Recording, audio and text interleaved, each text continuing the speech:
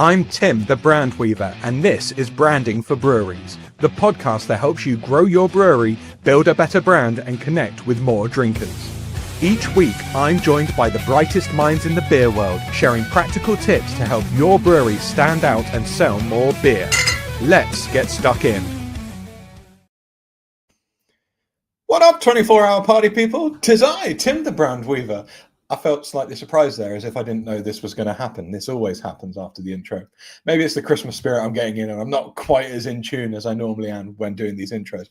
Anyway, that's enough of that. You're listening to Branding for Breweries. This is the show that, like the intro says, brings the brightest minds and the most attractive minds from around the globe to your earballs and eyeballs to help your brewery thrive and survive. And today is no exception, as I am joined by the delightful Mr. James Crabtree, and he is the senior beer buyer at Morrisons, and we've been having a little chat behind the scenes about all the bits and bobs that breweries should know or really want to know to help them to get your beers into store. So I'm going to stop talking. I'm going to bring James in, and we're going to have a good old chinwag. Hello, Mr. James. Hi, how you doing? Hello, mate. I'm doing good. As I said, it felt a bit sluggish just as I did that intro, so I've got to pep it up now and do better. How are you getting on, mate? Are you well? Yeah, very well, very well. Fully in the throes of Christmas and everything that comes with it. Well, dude, I really appreciate you taking the time to spend a little time and chat with me today, because I know what we're going to talk about is going to be so beneficial to people listening in. And of course, that is like what breweries don't know about big groceries or big grocers. And Morrisons is one of those big boys in the game. I suppose before we get too far stuck in, for people that aren't aware of you and your work, would you mind giving us a little bit of an intro on what you do, please, sir? Yeah, absolutely. So I look after the beer side of Spirits and RTD trading teams in Morrisons. So basically, the girls and guys who do the buying, who do the selling, who come up with promotional plans and activations in store for all the exciting events that we have throughout the year, from Easter to Christmas. So yeah, we decide what goes on where and what price. So it's quite an exciting job. Booze feeds into many different events throughout the year, many different family occasions and friends occasions, and it's an important part of life, really, which it has been for a long time. 100%, mate. It is the glue that holds a lot of our culture together, I believe, and I'm all here for it. So let's break this down bit by bit. And I think one important piece to start the conversation with is actually like when a brewery is trying to pitch to a supermarket because they want access to their drinkers, you are the gatekeepers to this realm and the people with their shopping baskets strolling up and down the aisles. What do you see like time and time again, and you're like, oh, just don't do that, don't say that? Where are they going wrong when they're approaching you? Yeah, I mean, I'll start with the usual disclaimer of all views are my own, just to get that in there.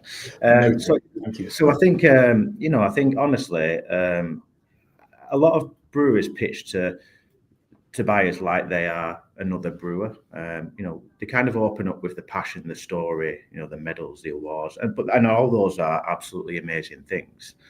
And particularly to people who really love the beer, but it's not kind of what makes the decision. It's a small part of it, but the breweries that stand out are the ones that come, knowing the numbers, rate of sale, performance in similar retailers, margins, supply reliability. The good ones, they understand the world we're operating in and show how they can fit into that. And that's not to devalue any of the stuff around the passion and the story. That is incredibly important, but it's where it fits in the bigger picture of retail. So when most breweries are some pitch into that supermarket buyer, they need to know what the buyer needs to know what information they need to know to make it work, and generally they are the numeric stuff, right? The rates of sale and performance. So that would probably be my first answer to that question. But by no means is it to diminish any of the story or the passion behind it, because that's hugely important too. Mm. So would you prefer a brewer to come in and like straight up on the screen, it's the rate of sale, it's the numbers, it's the stats, and then you're like, okay, that's viable. Now let's hear a little bit about the story of the brewery. Yeah, potentially. I mean, it doesn't have to go in that order. Generally, if you're at the point to where you're having a conversation, we generally know bits about each other as it is. I think, if you're at a trade show or a craft beer festival or whatever it might be, and you're talking to someone you don't, then a bit of upfront knowledge would be good. I always would include it. I'd just make sure that when you are pitching, when you are talking, you understand the world that the buyer you're talking to is operating into, and show how you fit into it. So it makes a lot of sense from a buyer perspective. But I suppose you've also got your mindset of going, all right, well, this is viable. The numbers stack up, but it's not just the numbers. It's knowing what the consumer, what the shopper's going to want as well. So what things are you looking for from a brewery when you're trying to align that with what your drinkers are looking for? I think it depends on what kind of product you're looking at, really. So the purpose is important. A good story is nice, but making a decision on what goes on the shelf is a few different things. There'll be, if something's performing well in independence, if something's there's a bit of hype around the brand, they might be doing something alternative to just branding, and that they might be doing something PR wise with some music or bands or anything like that feeds into that. There'll be trends on products that are up and coming. The most recent one in the last year or two is fruit beer and all that sort of stuff. So it's kind of all this big picture of stuff that you take in consideration when you're going to go, right, this ticks all those boxes. And ultimately it's going to earn its place on shelf and please customers is the main one. We're here to sell products to customers, and it has to be stuff that they want to buy. And how much does the actual artwork of your cans and of your bottles come into it? Because can you have an okay bit of artwork but not phenomenal and still get selected to appear on a shelf, or does that still need to be top tier?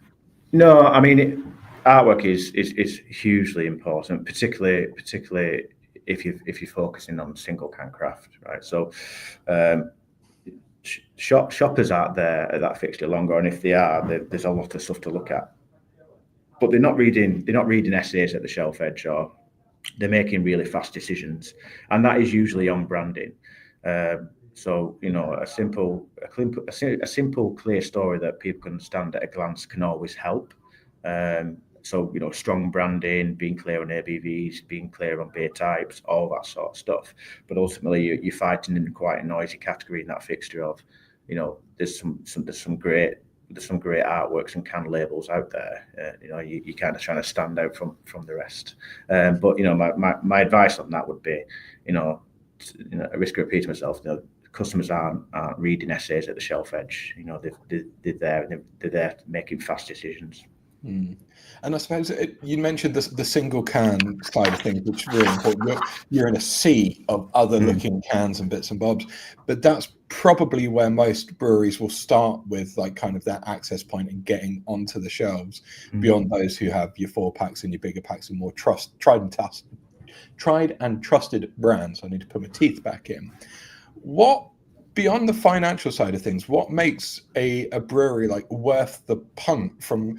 It's it's unknown, it's going to be the first time it's stocked on shelves. What makes it a justifiable risk, I suppose? Yeah, and then they're the risks that we're all looking for, right? So generally, then when you find an absolute gem or a diamond, that's what we want. So for me, it's when a brewery shows signs of real potential and not just hype. And I don't mean to be a bit negative like that, but the genuine real potential. So maybe maybe they're smashing it in indie shops, or maybe the branding really stands out, or maybe they're filling a gap where we've got in range or a customer need that they want.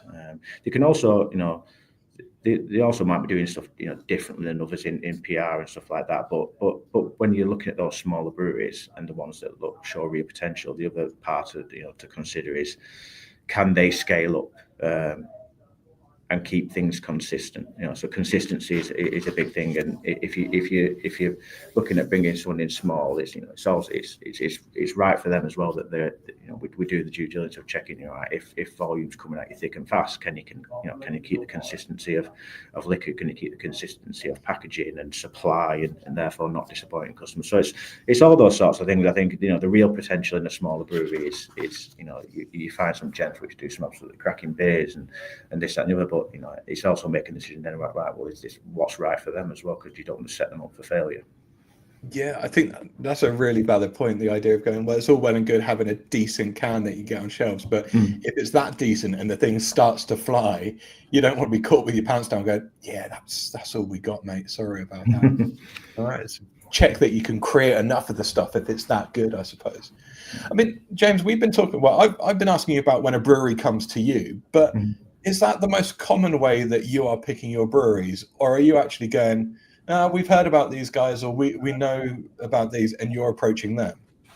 No, absolutely. In the craft beer world, definitely. There's been over the years times where it's kind of the opposite way around, and we're going to I kind of pride my buying team that they're all in the beer side are all beer lovers, and they have a genuine passion for beer.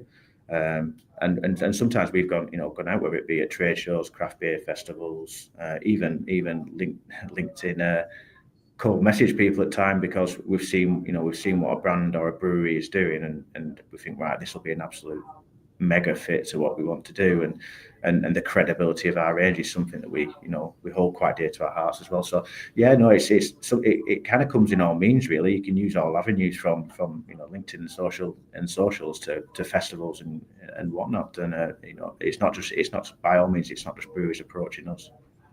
See, that's interesting, because you've always got to be on your A game then, because you don't know who's watching, who's lurking on LinkedIn, because James might drop into your DMs, people. It's important to be given the best look every time.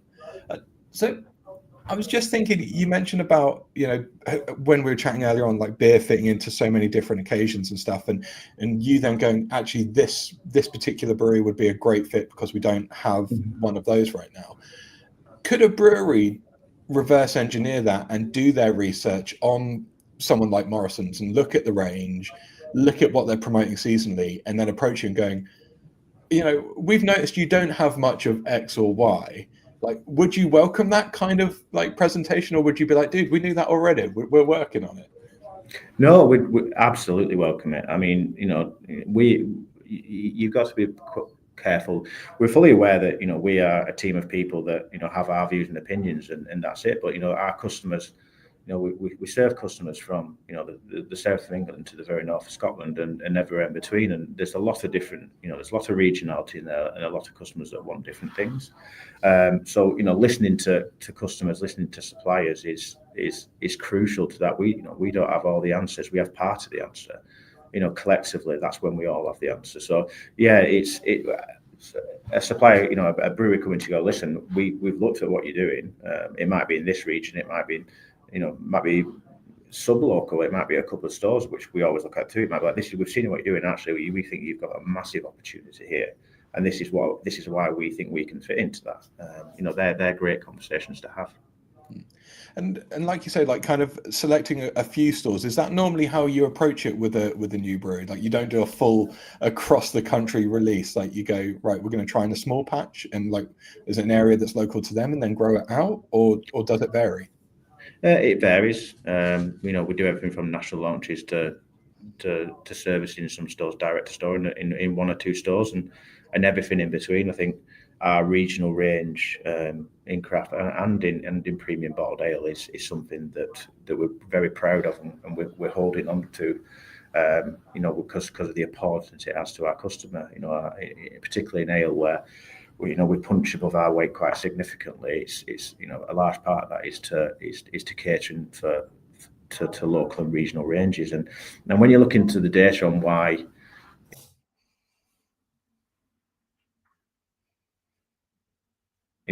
what local businesses or whatever it might be, there's lots of reasons why they choose to do that, and it's important to them. And if it's important to them, it's important to us, and inevitably important to brewers as well. Okay. That's interesting.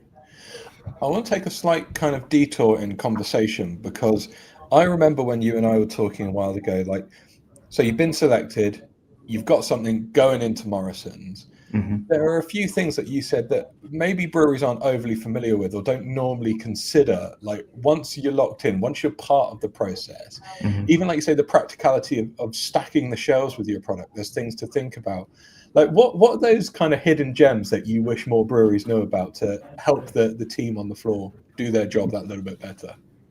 Yeah, I think particularly some of the smaller guys. I think they'll pitch to a supermarket and they'll get their can or a couple of cans on their shelves, and it's yeah, we've done it, and that is a big moment for anyone. Don't get me wrong, but that's kind of the start of the journey, really. You get into all the other stuff then, which is bad. And I kind of touched on some of it before about making sure a brewery is scalable and can service the demands of a supermarket. But it goes down as granular as the packaging beyond design, right? So the design element is the sexy element of it. It's the discount looks great, this label looks great, but the packaging has to survive being moved around a lot of places. It from the brewery to depots to back of store, from back of store to front of store. A lot of touch points, a lot of handling. And it has to survive that. It has to be able to be stacked properly. It has to be able to scanned properly. And as simple as it sounds, it has to be able to fit on a shelf. All those things are right. If it slows down store staff or it causes breakage, and it's a problem. And it's those attentions to detail that kind of you need to make sure that they're all squared up, but you're consistently monitoring, right? And that's where the consistency piece comes on. Depot as well, not just the liquid side, but also the faster your lines, packaging lines are running, are they staying consistent? There's a little bit of glue missing on the thing, it can cause a lot of damages and therefore a lot of wastage. So yeah, there's not the most sexiest of topics, but a very important one for servicing high volume retailers. Like you say, not the sexiest, but I think it's such it's a topic that's not really talked about. When you mentioned it to me when we were talking previously, I'd never even considered, if someone is stacking shelves and they're having to go can by can or bottle by bottle, or they've got it's just adding up to the time that they're spending doing that, which has an impact to the bottom line at the end of the day, doesn't it? So if a brewery is more thinking about, well, it is a relationship, how are we helping, these grocers out, then it can only be a good thing at the end of the day, in my mind. Yeah, absolutely. I think it all feeds into, I think if you badge it under like breweries, being easy to work with for supermarkets, it's that consistency piece, right? It's hitting delivery windows, communications tight. Are we making sure the package is up to scratch all the time, and that operational side of it, making it as frictionless as possible. Because then you instantly become a much more appealing brand to work with when there's less friction. Of course, yeah. You've ticked the boxes, you've dotted the I's and crossed the T's. So let's talk a little bit about packaging, I suppose, in the ways that we said you can have the single can. Some breweries are lucky enough to have maybe 2 or 3 still in the single can mix. You might have small pack. There's probably breweries going there, well, ideally we would want to have like 3 of ours within the combo. But what are the different routes, and what's the easiest for a brewery to get into? And do those kind of offers work for different reasons and different consumers as well, like between a single can, 3 and 4? Yeah, I think so. Listen, I think the single cans are still all around discovery. I think it's a very important vessel, particularly in craft. And people want to try something new there. It's usually higher ABV. They've been experimental. There's the market's full of link sales. It might be 4 for the price of 3, and you look at the data. They're buying 2 that they always buy, and they're buying 2 others that they're trying. Or one of that they're trying on a weekly basis. So it's single cans are definitely still about that discovery, and are still hugely important. 4 packs are more about everyday drinking and value than discovery. So smaller breweries obviously usually, as everyone knows, start in singles. It might be because shoppers aren't ready to commit to 4 cans yet. If it's something that because with disposable income, etc., where it is, the higher the price point, the higher the risk if it's something they don't like. So, that 4-pack still has the role of being about everyday drinking and value.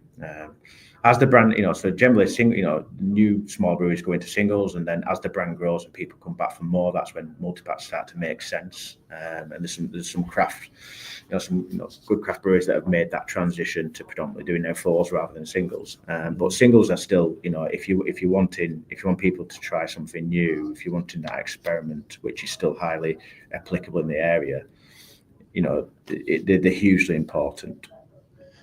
Does that make it challenging for some breweries in the way that, like, the best way to get into the single can lineup is it's got to be something a little bit different, a little bit quirky, a higher ABV? If it's a brewery going, yeah, but I've just got like a really good IPA, is there still space for a really good IPA on the shelves, or do you have to do something which is different and a bit wacky before you then earn the place to go, right, now you can do the 4-pack of your IPA? Yeah, I think there's still an absolute role for it, and there's examples where people have fours have gone in, and singles aren't necessarily a thing. And it generally comes with a more established, well-known brewery, I think, and therefore they trust in the brand and the brewery name with that purchase. I think someone that's not known in a new one it's still a challenge for fours to go in straight pack. I think it's fair to say that, just because of the risk that it brings to a customer. But if something's got the quality credentials, the value's there, right? It's generally all about value and what a customer perceives that value to be. There's every chance it will win. But I always think if it's the new guys that are coming into the scene or want to make this, I think singles is still the driver of that and the vehicle for that. But it's not ruled out. I think you have to make sure the fours generally then are value. I think everyone's operating on keen competitive deals in that area. So if you want to play in fours, you have to be prepared to go up against those, I think. That makes sense. I suppose if you are trying to come into the singles market, it just sounds like speed dating, but in the single can area, and you're going, but actually, our best offer is the IPA, then you have to fall back on all that other stuff that we've spoken about. You've got to have the data to back up that it's a really good bloody IPA. You've got to have the story, the narrative, the look of the can, the packaging. I suppose all of those touch points are then even more important because the particular style is a very common style, right? Yeah, absolutely. Yeah, absolutely. I think one thing we didn't talk when we were talking about labels and packaging, I think one thing that stands out is if in those singles, if a customer knows your brand, you've got the consistency across what you're offering, right? So they might what grabs attention at the shelf edge. It might be that a customer likes one of your beers or one of a brewery's beers that are listening. They should be able to spot the other ones instantly, because then they'll they'll buy into that more and they'll try it more because they're respecting the brand and they're trusting the brand on it. So I really think if you bring in different styles, trying different styles, making it that you can tell it's a family, it's from the same brewery is hugely important. I'm a big advocate for consistency across design. I think, this is all the same set. It's good. It makes my heart sing when I see it. One thing we didn't touch on, James, is because we talked about talking about the product, obviously, and the information you need to know about the product to then decide, we want to stock that. But what about the relationship side of things between the sales team and the buyers? What's a good approach there? What's a good relationship to have between brewery and buying team? Yeah, I think a really good question. I think inevitably the craft beer buyer in any retail is probably got one of the largest supply bases of all buyers in whatever company it might be, right? So we're all dealing with regional suppliers, local suppliers, and then lots of breweries, right? So the incoming traffic to those guys is quite significant, and sometimes they can feel bombarded and overwhelmed if they've got 100 different people a week contacting them, as well as trying to do the day job of selling more beer. So I think it's important to first in your approach to recognise that and recognise that those guys are managing very different lots of frequency of communications. Relationships always should be at the heart of any brewer, supplier, retailer relation. It all should be at the heart of it, because people do business with people. So I'd make the trade shows are a great thing to do, or craft beer events where you actually get to chat, taste a bit of beer and have a good conversation. Always better than an email. That's not always possible, right? But I think I am a team always try and make it to these kind of events, because they're kind of invaluable for me to people. In fact, that's where we met, Tim. At one of these things. So it's I think they're great vehicles to do that. But I think the bit of advice I'd give was just be aware of how much those the craft beer buyer in each of the organisations, how much traffic they're getting in coming from everyone who wants their products on the shelf. Yeah, I never considered that, but yeah, your inbox must be absolutely rammed with breweries saying they've got the next best thing, and then you just can't keep up. If you say, like, it's not always possible to get to the same event that you and the team are going to be at, but emails maybe aren't the most successful way to engage with you. Like, have you had bundles and boxes turn up unannounced before, big presentation packages where you're like, oh, okay, this is a little bit different, they've grabbed my attention? I mean, not so much. I think that, the more FMCG companies kind of do that sort of stuff. Probably the more mainstream, maybe global guys.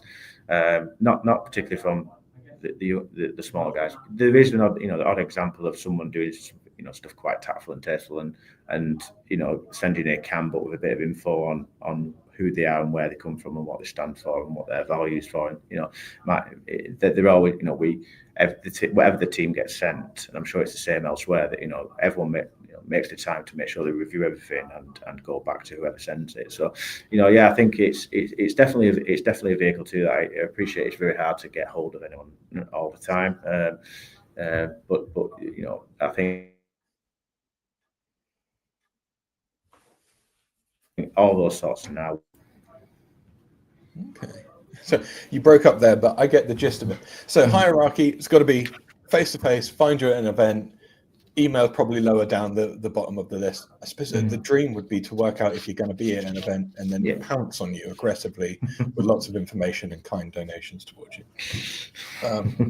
Each to their own, though. I'm not actually advocating people to pounce on you, James. I'm just, big caveat there, live on the show, don't pounce on James. It's not fair. James, I want to talk about one thing particularly, because it made me have to get someone to ship these ruddy beers down from Manchester for me, because they flew out of the doors in Morrisons, and I will be talking to Rich about this as well when he comes on the show in January. It's this blooming president collab that has happened. Like, that blew up. Like, from a buyer's perspective and a fan perspective, it was amazing. We couldn't find it for love nor money in certain stores. Like, from your side of things, from the buyer's perspective, what's your take on it, and why do you think it was such a success? I mean, these are the kind of things that we're on the hunt for, week in, week out. Really, it's those points of difference that stand ourselves out and our brewery partners out. I think the Osset Salt guys, we've got a good relationship with. And we've done some stuff that your water notice with those guys, but it's just impactful on a local basis. So Bradford City, again, a football club close to all our hearts up in Bradford. Is when they got promoted last year, we did a limited edition run of a collab on a football beer, and it was only in a few Bradford stores, right? But it was selling 4,000 cans a week at one store, and it was phenomenal, right? So we've kind of had a history of doing stuff like this with those guys, and I think when we were talking about this year, how can we do something different? This is one that came up, and the best collaborations are always ones that have a clear hook, right? So it's defundable, instantly recognisable, and they deliver on the promise. And I think what they what this one did and what the president did, I think the guys did a great job on on pre-awareness, making a big buzz around it, to the point when, you know, it created so much interest on socials. I think the guys had to, you know, the Oxford guys had to take it off sale on the website because they'd sold out, which is always great to hear, right? And it's fantastic. But they made a real big moment around it, and a big kind of, you know, it's about personality. I think people got it. And then, you know, obviously when you buy it, the beer backs it up as well. You know, that's the important thing. You know, when you do this sort of stuff, that the beer, you know, the beer backs it up, and this beer absolutely did. So, you know, it's that pre-awareness, it's social media, engagement of the current brand loyal customers, but also catching the attention of new ones. And I think that's what this one did really well. And I didn't ask you about this beforehand, but I just wonder off the top of your head, do you know, because it went into the single can option, didn't it? Were people coming in and scooping up just 4 of those at a time, or were they still going into a mix of, you know, that and 3 others? No, I think initially because it was, you know, because it was a bit of hot property, you know, that you looked at the first few baskets of that, they were doing 4 of them at a time, I think, because it was just you know, it was dinging. And then we obviously, not that you ever want to go off sale and not be available, right? That's the cardinal sin of retail. But, you know, we did blow out, and they blew out, and we had to recover after that. And then I think once people knew the consistency of supply was there, then that stopped happening quite a bit, and they went back to, you know, various different brewery stuff in their basket. So yeah, I think it was that initial, I'll get my hands on it while it's here. I think that's such an important point. Obviously, I know the collaboration, it being with President the band, super hyped band, there was a lot of buzz around them anyway. But just the fact that just because it's on the shelf, that's not going to guarantee it shifts. Like, the brewery still has to do that extra bit of heavy lifting around promoting it, that you're going to find it in stores, potentially which areas are they going to be in. Like, again, that's got to be another bit that breweries need to go. It's not over the line just because you're stocked. There's still a lot of effort on your side, right? Yeah, absolutely. And a bit of a, you know, not to kind of, you know, not to use a marketing phrase, but, you know, the old 360 element, which I think, you know, the guys did very well here. So not only did they, you know, even from, you know, the can, the label, the, you know, it changing colour to socials, to whatever, they kind of covered all the bases with what they wanted to do with that. And that was, you know, that was the key success behind it, right? They had a plan behind every different aspect of it. Yeah, have the plan. And you're right, it's a great beer, and Rich had to DM me on Instagram and tell me about the can changing colour, because I didn't even spot it. So well done them. Good for them. So James, dude, as we wrap this up, mate, I'm wondering, like, if you could give breweries one piece of advice, those breweries who are not yet listed with a grocer, but they have dreams, they've got aspirations, go, James, we want to be your next top model in Morrisons. Please pick us, please stock us. What would you like to say to those guys? What would you recommend? Yeah, I'll say, listen, I'll start with, you know, the story, the provenance, the quality, all that story is of massive importance. I think, you know, it's not, you know, it's particularly, you know, to guys like us who love beer in the beer industry, and what breweries do on a day-to-day basis. It's still massively important. I think the bit of advice I would give is prove you can sell, right? It's prove you can sell and prove you can scale.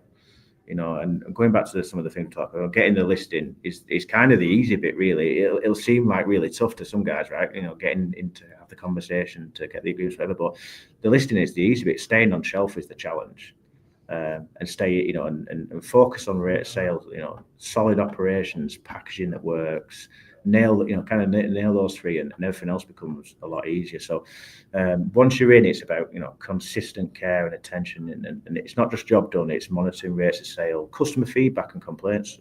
You know, constantly look at them. You know, thankfully it's not much of a thing anymore, but exploding cans used to be a big one. You know, in the infancy of craft, and the amount of complaints that used to come through with them. You know, it's, you know, keep going back, look at website reviews, look what customers are saying about your products that are on the shelf, because, you know, that feedback's key. There's always course correcting that can be done. It might be you put something in somewhere, and, you know, it's in, you know, it spans a couple of regions. One region's working really well, and the other's challenged. It might, you know, it's more. Is it more beneficial putting your efforts behind one region, and actually that's not the right beer for that region, but we can try something new. I think it's just, the story and all that sort of stuff around, getting the listed is there, but it's that constant care after it to make sure that it's not just sat on shelf gathering dust, because that's good for, that's not good for brewer nor retailer. Sage advice, my man. Yeah, just getting on the shelf is the first part. It's the journey after that, how you keep up with it. James, mate, this has been really interesting. Thank you for sharing your time this week, man. I really appreciate it. Thank you, buddy. If people did want to try and work out what events you're going to be at next so they can find you and, accost you, what's the best place to kind of stay up to date with what you're doing and where you are? LinkedIn would be the one. I think, please, we're all open, please, feel free to reach out to us. We it's our job to sell beer. We love the industry, but we're advocates of it as well, and we also see ourselves as people that should, also try and be stand up for it where needed. So reach out to us directly. It'll be on LinkedIn. There's some kind of the big craft beer ones that we're all at year in year out. But yeah, we're more than happy to let everyone know where we are and chat about all the good things about this industry. Fantastic, James. I'll certainly be tagging you into the LinkedIn promo, mate, so people can find you there. Once again, James, thank you so much for your time today. Everyone who's taken the opportunity to listen in, thank you so much. Keep on listening, and I'll see you again soon, people. Rock on. That's a wrap on this week's episode of Branding for Breweries. If you got something great from it, hit follow, like, and subscribe on your favorite streaming app. Or even better, leave a review, share it with your brewery pals, or get in touch, because I want to chat to you. Rock on!